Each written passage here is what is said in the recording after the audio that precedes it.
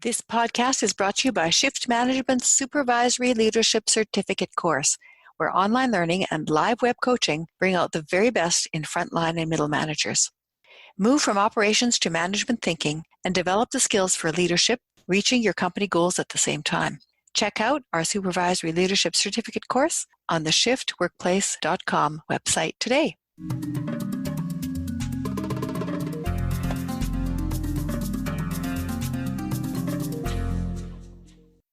Hello, Culture and Leadership Connections podcast listeners. Today, I have a wonderful guest. Her name is Dr. Karlyn Borysenko. She's an organizational psychologist and the founder of Zen Workplace, as well as the chief science officer of RallyBright. She works with teams all over the world to build better work experiences. She's an organizational psychologist and executive performance coach. She is a leader in integrating mindfulness strategies at work to increase productivity and creativity, reduce stress, and create better work experiences. She is based in the greater Boston area and serves clients all over the world. She holds an MBA and a PhD in psychology, is an experienced trainer and facilitator, coach, and award-winning speaker. Karlyn is a contributor to Forbes and the author of Zen Your Work, Create Your Ideal Work Experience Through Mindful Self-Mastery. I first discovered Karlyn because I fell upon her website and then I started to follow her and everything she had to say was so good. I ended up being on one of her events, which was a summit. And from there, I just kept on thinking, I've got to get this lady onto our podcast because she is awesome, everything that she does. So Karlyn, welcome and thank you so much for joining me today. Oh, well, thank you for having me and thank you for the wonderful introduction. I was blushing a little bit over here, I have to say. So that was just the official bio, but please tell the audience a little bit about who you are and what you do. Yeah, you covered a lot of it. I'm an organizational psychologist. I work with people all over the world to help them integrate mindfulness strategies into their work experience, and not in the traditional way where we think about mindfulness in terms of meditation. I think meditation's great. I think everyone should do it, but there are a lot of things that you can do with mindfulness techniques that have nothing to do with meditation and are more about how you're seeing the world, what stories you're telling, and how you're interacting with the people that you work with. So I teach people techniques in relation to just their own personal work experience, how if they're managing people, how to do it well, if they're developing into leaders, how to really do that from a place of doing the inner work that's required to be a great leader. So it's a little bit about what I do.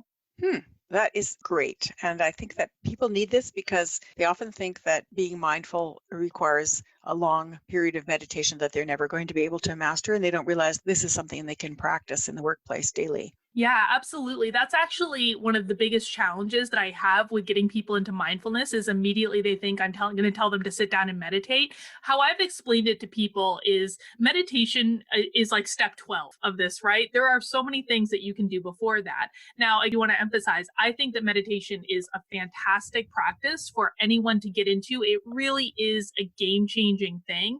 But if you're going into it thinking that meditation is so hard, I'm never going to be able to do it, you're just really going to struggle with it. And so I like to give people techniques that they can use really starting from the moment they learn the technique to start shifting the way they're interacting with their work experience, whether it be you learning when to recognize when they're under stress, learning how to do deep breathing, learning how to change their perspective in their head if they're having a situation with, say, a difficult colleague and it's really frustrating them and causing them a lot of anger, how to deal with that well, how to change your working relationship with that colleague. And there's so much you can do that are almost deceptively simple strategies to really start creating a much more positive work experience. Because we spend so much of our time at work, there's absolutely no reason why we should have to be miserable and frustrated and stressed out in the process. Wow, I'm totally sold already.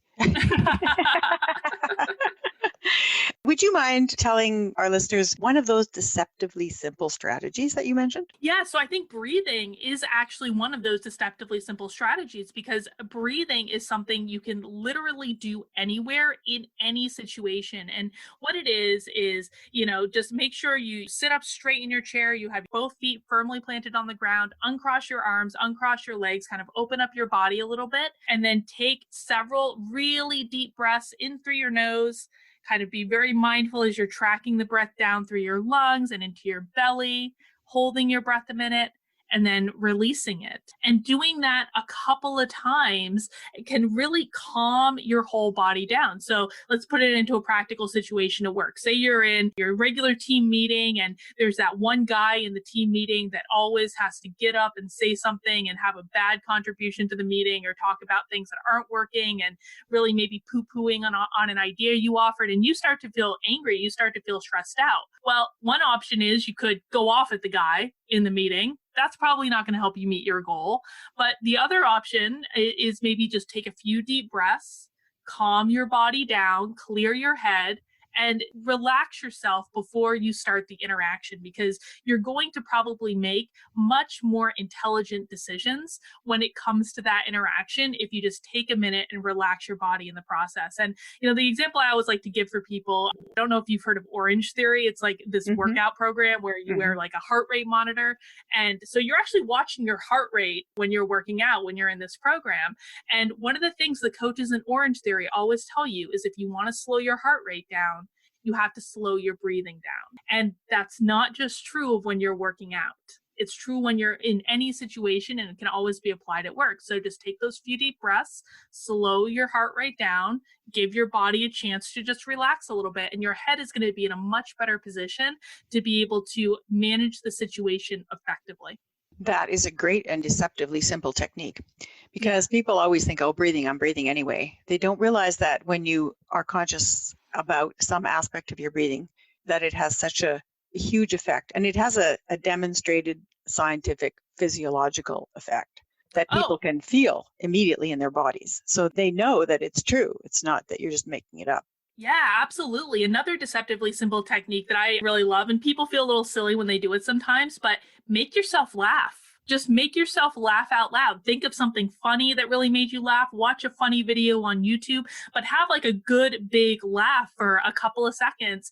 And really what it does is it actually releases endorphins into your body, and it really calms you down. There was a great video. I did it at the Sherm Annual Conference last year where I made this big group of people laugh, and I put the video on LinkedIn afterwards. And it was just, you could see that these people just like, they were relaxing when they had that little moment together, even though they didn't know each other. This was a random group of people, but they all shared that experience, and it was something you could tell made them feel really good. It's important when you think about babies. I mean, the first thing they do is be able to focus their eyes and see something. But the second thing they do is to smile. And the third thing is to laugh.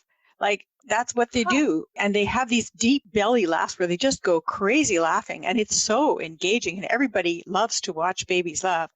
We need to laugh. I think it's part of our DNA. Yeah. And especially think about it when you're having like a bad day at work. What if you just took a couple of minutes, shut the office door so people don't have to hear you, and just laughed out loud for maybe 10, 15 seconds? It can really be something that can change the entire course of your day based on just a very simple action. This is great. So let me go back a little further since I mentioned babies earlier. Can you share a couple of incidents from your childhood that you think made you into the person you are today? This is a tough one for me because everyone has struggles when they're a kid, and I won't say that I have the worst childhood on the planet, and I dearly hope my parents never actually listen to this podcast now that I'm thinking about it. But, if I'm honest, I really struggled when I was a kid to be able to express myself, to be able to feel comfortable saying what I wanted to say, to the extent that I really didn't talk a whole heck of a lot, probably up until I was in college, to be honest. I really didn't say all that much because I didn't get a lot of positive reinforcement when I did speak. And so I think that learning to overcome that, learning that expression is a gift and is something that I should be doing more of. It's something I still struggle with today, but it's something that is definitely very much influenced who I am today, because I'm very big on people saying what they think, owning what they say, not being afraid of the reactions of other people. And even though these are things I still struggle with, they say sometimes the best way to learn something is to teach it, right? So I guess that's part of the path I've gone down. Learning to express yourself, a lot of people struggle with.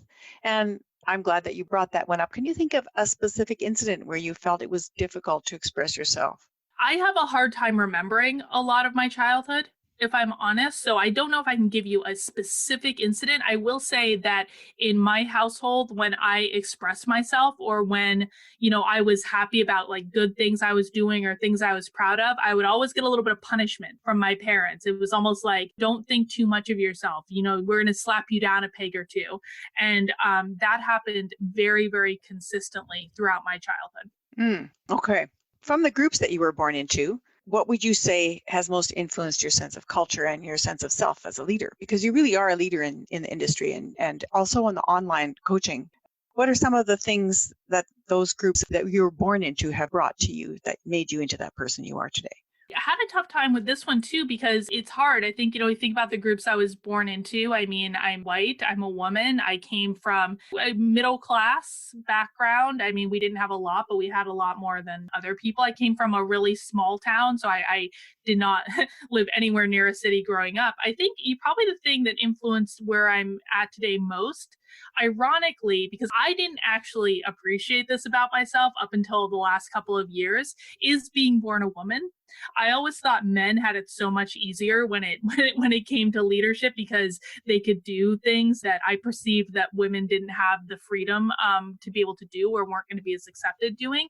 But I think that that's actually one of the things that has influenced me most recently in regard to defying the stereotypes that I believe exist around what women can achieve, how women are perceived. I think that's actually the thing that's influenced me the most, is saying, sometimes it's helpful to know general statistics about the groups that you're born in and how those things are perceived. But isn't it much more interesting to be able to say, what, this may be true for a lot of people, but I made choices that did not impact me negatively in this regard, or I was able to go beyond what the expectation was. Perhaps that's how I would say it influenced me. I think we're always on that path of understanding where our influences come from. It's a constantly evolving trajectory. But what I'm thinking of is, for example, you are American, right? Mm-hmm. So that's affected you. You're born in a small town. Every small town has its own culture, and there must have been that. There's also ethnic group. So you might have been born into a particular ethnicity, whether there's a language attached to it or not. Language, there's religion. All of those are cultures. Age group is also a culture. You may have been born into a cohort of a certain age group that, for example, being a baby boomer, in my case, has a certain influence on who I am and how I do things. Do any of those strike a chord with you? Well, not really, because it's like, perhaps I'm just a contrarian. maybe that's the best way to look at it, because as I was thinking these different groups, I would not say that any membership in those distinct groups really had any sort of definition or role in defining who I am today. I mean, if I think about, American perhaps, because I think, certainly we have our culture. So maybe that one of being able to go after what I want, maybe the American dream, if you will, being shown from, an early age that even if you come from, I won't say I came from incredibly humble beginnings, but we didn't have a lot. Being able to know that you could go and work hard and go to school and make something of yourself, perhaps that one. But for the rest of them, I didn't actually grow up with a specific religion. I consider myself highly spiritualized now, but I did not have religion in my household growing up. In regards to, my background, my family's mostly French. There was a little bit of a language thing in there, but I wouldn't say that has much to do with it. I think that in many cases, I've kind of bucked what you might stereotypically ascribe to people from the groups I was born in. And so maybe that's a theme, is that I'm a contrarian to a lot of these things. Yeah, or that you saw what was around you maybe as a person who didn't belong and wanted to follow your own drumbeat. I think that's a very fair analogy. So from the groups you chose to belong to, because obviously you chose to belong to academic areas of your life because you went to school and you have several degrees. You also chose to be a psychologist that has its own culture, and people are also very much formed by their hobbies. For example, people who run, people who play the violin, those kinds of things. Groups that you chose to belong to. For example, if you're married or have lived a long time with a partner, you have joined their group, whether you like it or not. You may feel like you belong to a greater or lesser degree, but you are there and it influences you. So can you think of any of those that you think you've adopted or that you've taken into who you are? Well, I mean, it's actually funny because I married an immigrant in in the US. He's from Ukraine, and he actually has completely bucked his background as well. He does not want to go back to his country. He very much has bucked a lot of the things there. And I think that might be actually part of it. I think that the groups I choose to belong to, certainly there have been influences along the way. I think that and perhaps this came from how I was raised too, is I was always taught by my family to go after education. And probably that's why I went to college and that's why I went to graduate school. I actually worked in higher education after I graduated from college as well.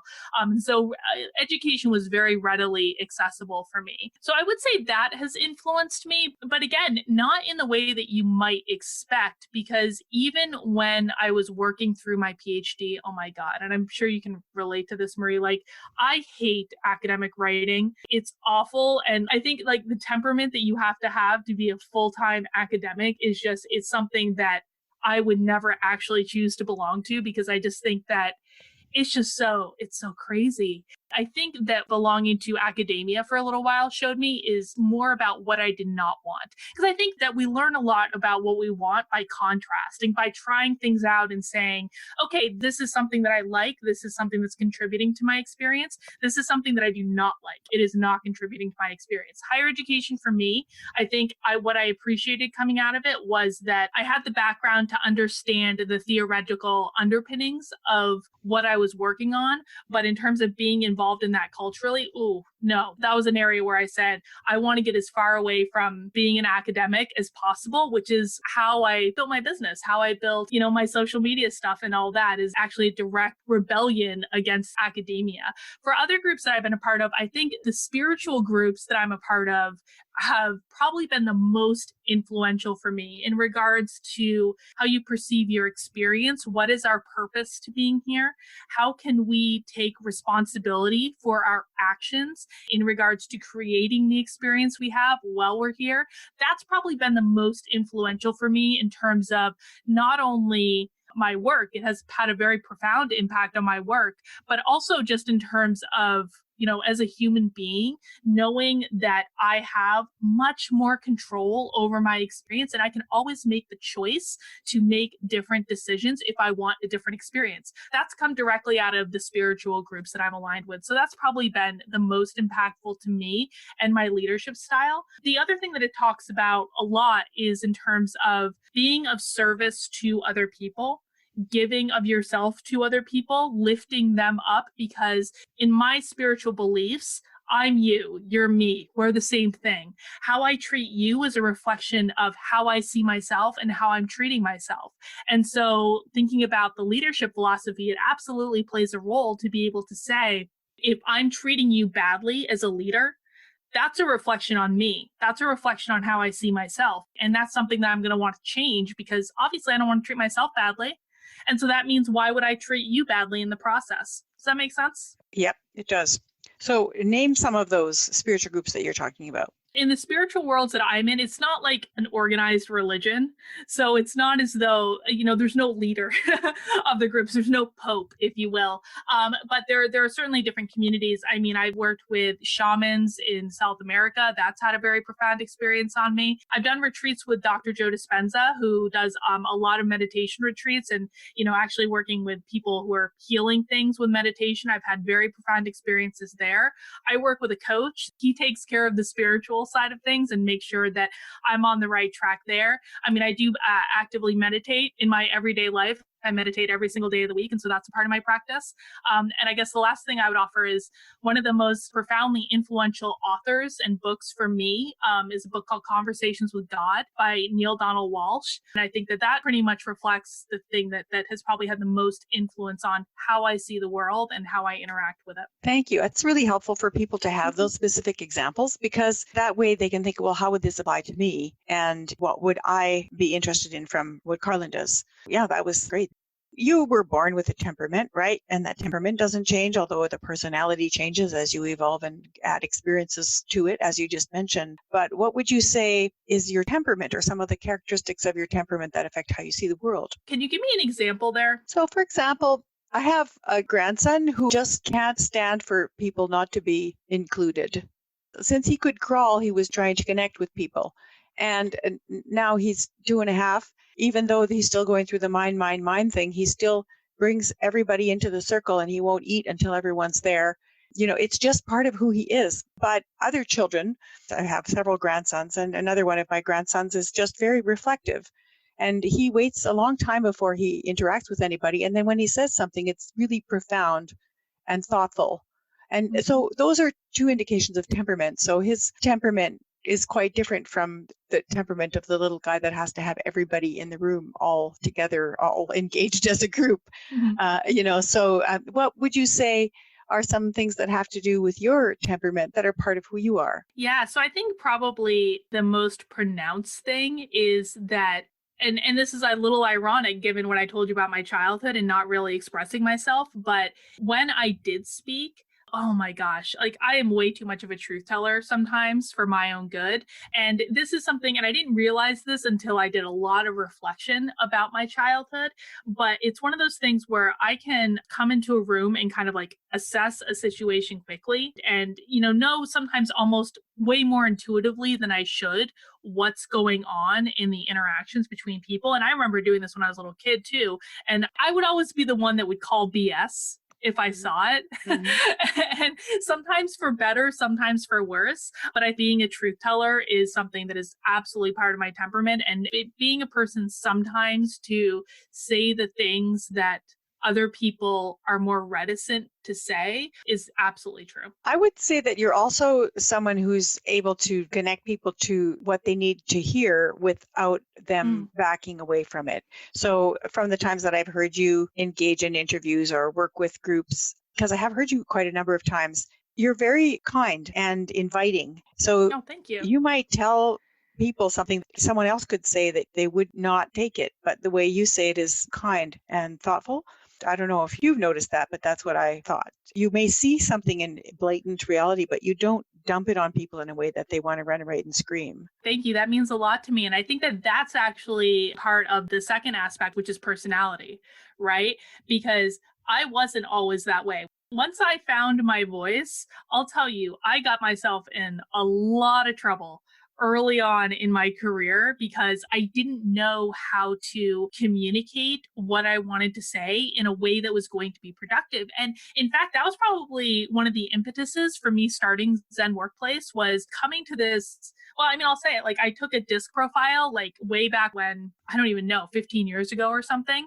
And when I saw my DISC, and I love DISC now, this is when I first started dabbling in DISC, but what that profile showed me very clearly is that I was pissing a lot of people off. So before you go any further, DISC is a personality inventory. You want to just tell people what that is in case people don't know? Yeah, DISC is a psychological model. It's been around for a really, really long time. It was actually invented by the same guy that invented Wonder Woman, which I think is kind of neat. He was a Harvard psychologist. And it outlines 4 distinct aspects of personality, and it tells you which ones you are more likely to gravitate to when you're not trying, right? So anyone can do anything that anyone else can do, but sometimes it takes a little bit more effort for us to do those other things. Like, if you're an introvert, it maybe takes a little bit more effort for you to go to a networking event and you're going to need a nap afterwards if you do, because it takes more energy.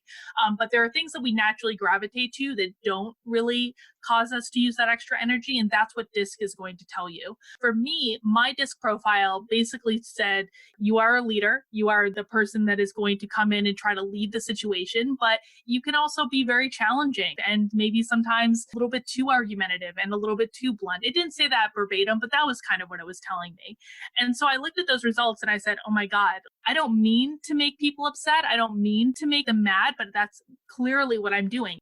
At that time when I took it was very reflective of the work experience I was having. And I would, get into these challenging situations where maybe I said something that was absolutely true, but I said it in a way that was just not effective. And that pattern came back to bite me over and over again. And so over time, I made a very concerted effort to change how I was speaking to people, how I was communicating these things. And listen, I don't always do it perfectly, but what you've seen now is the reflection of, probably over a decade of effort to really change that and make sure that not only was I saying things that were true, but I was also saying them in a way that people were going to be more receptive. Well, I can certainly identify with that. I didn't have that capacity either. I would just say it like it was, straight from the hip, and without realizing how much pain that was causing to people. Mm-hmm. And when I realized that I was causing them pain, I felt terrible about it because I did not want to cause pain. I was just unaware that that's what was happening. So I think that effort to be diplomatic, to be kind, to say things honestly and with love took and still takes a huge effort for me. It's not that I don't feel it. It's just that it doesn't come naturally. Mm-hmm. Oh, no, we're fighting that same fight because there are times, and listen, again, I'll be the first to admit that I am not perfect. Sometimes especially when I have a lot going on and I'm stressed out, sometimes I might just lose it and say, no, here's what you need to know. This is what it is. It usually tends not to work. Maybe I'm going to feel better for like a minute when I say it, but it doesn't always. But it could have years of negative repercussions for that 1 minute. Yes, and sometimes it does. Sometimes that instant gratification is not worth it. But I think there are a fair number of women specifically who struggle with this issue of really not intending people to perceive anything negative, of having the very best intentions when they're saying it, of just trying to be very logical and to the point with it. And oftentimes it just takes tweaking how you're saying it to really get the result you're looking for. Totally. Well, that brings me to my next question, which is some time that you became aware that your understanding of the way you saw the world was completely different from other people's. And you've already spoken about that, but it's like it's a culture shock experience. Often it's related to an incident or a specific thing that happened that just surprised you and you went, whoa, I didn't realize that this is how people experience life. It's completely different than me, or that they're responding in a way that I was not expecting. So can you speak to anything like that? I think for me, the thing that stands out the most was honestly my freshman orientation at college. Mm-hmm.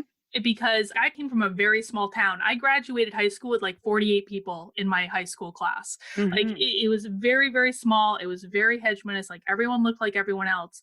I went to school at Boston University, and I remember my freshman orientation, like being in the dorms with all these people from all over the place. And most of them, to be honest, like come from very wealthy families and had a lot more than I did, and frankly like much better education than I did. And it was very much a culture shock for me at that point. And I was like, oh my God, like the world is nothing like what I thought it was. And so I'm really grateful that I did take that leap and go to school in a city and be around people that were very different from me, all diverse walks of life, because it really did open me up to see that the world is not the way my parents taught me it is. Mm-hmm. That reminds me of actually somebody else that I interviewed for a different project, and she's an accountant who was Indigenous, and she grew up on a First Nations community, and she went to school in a small town. And then when she went to university to do her accounting degree, she said the whole world and the universe opened up for her. It was like everything that she had known was so small and so insignificant, and seemed that it didn't matter anymore when she saw that everything was completely different than what she thought it was. And she could go back into other circumstances and feel that she could be herself more because she wasn't so constrained by the immediate circumstances around her. But it's very common for people coming from a small town to a large city, or vice versa, to experience shock over a period of a couple of years even. They just feel they don't know what's coming next, and everything feels really odd to them. Yeah, and I was very lucky in that someone I met, I think he was my sophomore, junior year in college, he was much more worldly than I was. It was probably the first time that I had anyone tell me, just because you come from a certain place, that doesn't mean that's what your life has to be. You can make whatever you want to happen.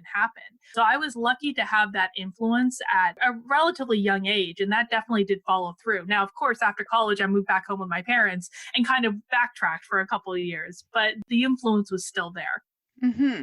So I would just want to ask you a little bit about this RallyBright. What is RallyBright, and how did you become the Chief Science Officer of RallyBright? Oh gosh. So in the work I do with Zen Workplace, oftentimes I have partnerships with different organizations that have different types of assessments that I can use with my clients. And RallyBright for me was one of those partnerships. It started off where the CEO of RallyBright reached out to me on LinkedIn one day, and you probably get emails all the time like this, where he was like, "Hey, I developed this tool. I'd like to show it to you. Would you be open to it?" And I got to tell you, like most of the time when I get those emails, I completely ignore them because if I did every demo of every single tool, I would have no time left to do anything else. But he happened to catch me at a generous moment. I was like, sure, I'll look at your tool. And what he had built was an assessment of team resilience in organizations. And it was such a smart assessment. And it was developed over the course of 15 years, pulling data from places like Microsoft, LinkedIn, GoDaddy, all sorts of really big name companies where he was able to develop this with his founding executive psychologist, who is now, she's still involved with the company, but not really as much. And so I saw this tool and I was like, oh my God, this is amazing. And at the time, I had been doing a lot of employee engagement surveys for clients. I had never been the biggest fan of your traditional employee engagement survey for a lot of reasons. But what I saw in the RallyBright assessment was that it was not only looking at how people felt about their work experience, asking those traditional employee engagement questions, but it was also looking at what are you able to achieve as a team based on how they feel? What's the actual progress or productivity or outcome of the team? And it combined all those aspects together into one. And so I was like, this is amazing. I'm in. I totally want to start using this with my clients. And I did. I started using it right away with a couple of my clients and had really great results and just had a really great rapport with the CEO. And eventually he asked me to come on board in a more official capacity. And I was happy to do it. And it's a little bit of a balancing act for me because I still do have my own practice and do my own work, but I just love how RallyBright has approached team resiliency, and it's been a pleasure to be a part of it so far and been able to really start to build out the tool and make it very, very usable for managers and leaders at any level of experience. And so it's been a really fun process to go through. I'm going to have to look that up and see what it is. Is this, what does it cost to use? Or is that a loaded question? No, it's not a loaded question at all. It's really simple. The cost starts at $200 per person for a year, but there's a minimum team of 25 people to get started. And what you get for that is a resilient teams assessment. You can do any of the assessments as many times as you want. The resilient teams assessment, we recommend people do 2 to 3 times a year. We don't like waiting for a full year to do the assessment because we want the team to be able to see where they've made progress, where they're still struggling, that sort of stuff. So that's included with it. There's also a whole suite of individual personality profiles, which I always find really compelling. We do actually have a DISC profile. We have an individual conflict style assessment. We have burnout assessments. We have a performance environment assessment. So lots of great tools to help managers become better leaders and to help build better, higher performing teams and organizations. And so they get access to all of those as the result of the $200, or do they have to pay extra for them? Nope, everything is included, and you can run as many teams and as many assessments as you like. That could be very useful to a lot of people. Thanks for clarifying that. Sure. So we're reaching the end of the interview, and I wanted to ask you if you could just tell the employer, this is how I like to work, and this is how I would be best for your organization. What would you say? To an employer or to a client? Yeah, to an employer, not to a client. I mean, we could talk about a client too next, but as far as, so if you were in the position to be employed or to be brought on as a partner, you would probably want to say something about how you work best and what you need to do that and how you can be a part of that organization. So how would you explain that? I'll take this in the form of like my biggest pet peeve from working with anyone. And that could be an employer, it could be a client, it could be anyone. And that's when they stop sharing information and stop treating you like a partner. And I'll give you an example because this has happened to me many, many, many times. You're communicating, you're working on achieving a specific goal. All of a sudden, the people you're working with go radio silent and stop answering your questions. Or maybe it's not even that severe. Maybe they just stop telling you information that they know that could be really helpful if you knew it, but weren't in a position to have it. There's just like a lack of information sharing, a lack of communication, a lack of, perhaps it's just a matter of not being open and transparent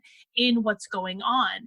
And that's probably the biggest thing that really irks me, because in any work I do, the more information I have to work with, the better. And when places go out of their way, sometimes it seems, to hide information or to not tell you the full story, to not treat you like, you're a full-fledged part of the group, it makes it very, very difficult to achieve your desired end result. I'll give you a really real-world example that happened to me a couple of years ago where, I was working actually pretty internally with an organization. And because I was coaching a bunch of people in it, I would find out information that the CEO of the organization was specifically withholding from me. That other people knew, that really, like, this wasn't an ego thing. I was mad because I was like, oh my God, in coaching these people, this would have been so helpful for me to know. And I think the biggest thing is, don't be afraid of sharing information, even if you don't know if it's relevant, because it really could make a difference in what people are working on. That is my absolute biggest pet peeve. If you want people to be part of a team, you have to treat them as though they're on the team. Well, it's trust and it's respect, really. If you don't trust the person that you hired to do the job because you're withholding information, then why did you hire them in the first place? Yeah. It's also a slap in the face as far as, did you just hire me because I'm a smokescreen, or do you actually want something to happen here?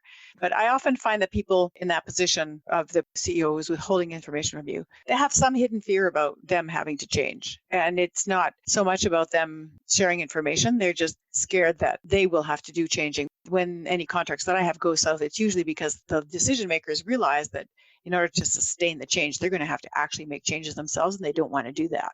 Oh my gosh, truer words have never been spoken, right? Everything is fine, well, and good until you ask them to change. They're like, no, I don't need to change. All these other people need to change. But I think, just kind of going back to how I work best, I do not work well in environments where I'm not trusted and I'm not seen as a partner in the situation. And, change is always hard for anyone for so many reasons, not necessarily because people are afraid of it. But, I think that that's really one of my deal breakers at this point. I know enough to know that I can go places where people are going to value me and want my input, that I just don't have time for places that aren't going to get their act together in that regard. Yeah, who does, really? Yeah, life is too short. Exactly, yeah. So is there anything else you'd like to say or promote? This is your spot. Excellent. So I think the thing that I'm really excited about right now is I've launched an online community that's totally free for people to come and join. We're going to talk about different aspects of work, everything from just your individual work experience and how to make that better through different techniques, to how do you effectively manage people, become a great manager, like the best boss they've ever had. How do you develop that inner leader that's really going to inspire people, get them on your team, that sort of stuff. People can find out more about that at zenworkplace.com. I also have a podcast that is a really fun podcast. I'm super excited about this. It started just as a tweet that I sent where I was sitting in on this panel at a conference. It was a panel of chief human resources officers. And I was just sitting there going, oh my God, every time I'm in one of these panels, they all say the same thing. No one's being authentic. This is all spin. And so I sent out this tweet saying, I just want to have a series of really authentic conversations with people about the world of work when we aren't putting that PR spin on it. And I got such an overwhelmingly positive response to that one tweet that I was like, oh my gosh, now I actually have to do this. So that's my podcast. It's called No BS. You can find out more about it. You can go to zenworkplace.com. You'll get a link from there. You can also go directly to nobsatwork.com and you'll be able to find all the episodes and all the conversations up until this point. I love it. Yeah, it's the no BS theme has been going through the whole interview and your whole life, actually. It's like, say no to BS. Let's just have authentic, real things happening, and ain't nobody got time for that other stuff, right? Yeah, that's what I'm trying. And, it's funny because oftentimes people don't think of that when they think of like the mindfulness person, right? They think I should be like all Zen and like a monk. But for me, part of what I like is really knowing and just feeling very comfortable in, again, that expression, another theme that we've talked about, and being able to really say what you want. And I think part of that is absolutely from the meditation, from mindfulness, because I've been able to develop a level of comfortability with myself and with what I have to say and with what I have to give the world and what I have to share, that I tend not to really care what other people think anymore. And it's all going to turn out just fine. So Wait, comfortability? That's a new word. Let's add that. Oh, I'm not even sure is that a real word. I don't know. Maybe I'm just making things up. It's a good one. I like it. Comfortability. The ability to have comfort with something. Yeah. All right. Regardless of what other people think. Yeah, we could put it into wiki definitions or something. Sounds good. Well, Karlyn, thank you so much for this interview. It was lovely. I really enjoyed it. I hope you did too. Yeah, it was a ton of fun. And I know that our listeners will also really get a ton of value out of it because the things that you have to say are so useful for people. So thanks so much for joining me today. I really am happy that you were able to be a part of the Culture and Leadership Connections podcast. And I look forward to checking out your No BS at Work podcast too. Thank you so much, Marie. I really appreciate it.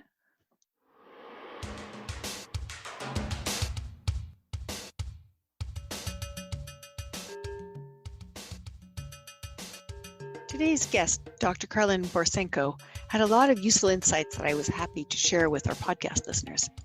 But what stays with me particularly is how Karlyn used her natural tendency to speak her truth and get to the heart of the matter to focus her talents as a career and workplace coach into a successful business. She also learned in the process that surrounding clients with a sense of safety helped them to speak their own truths. Make sure you check out her website, Zen Workplace, and that you add her podcast, No BS at Work, to your listening list. I hope you enjoyed this interview as much as I did. Thank you for listening, and may culture and leadership insights continue to guide and inspire your day. Newsflash! Did you know that we have a Facebook page and a Twitter account called Work and Culture? Great insights, podcast release information, and links to useful downloads all available there.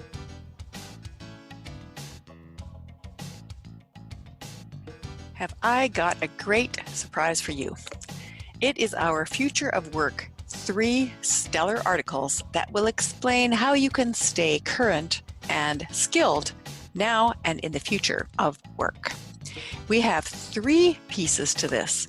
It's a free download called The Future of Work, and in part 1, I talk about how people and machines came to be in relationship together and how the gig economy affects everything.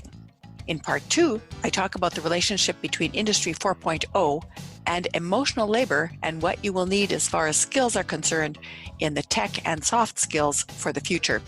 And in part 3, I talk about a 2020 vision for the future of work, which is going to help us move forward into a future that is kinder and more oriented towards humanity living in relationship with its environment, along with some very practical suggestions for how to get there.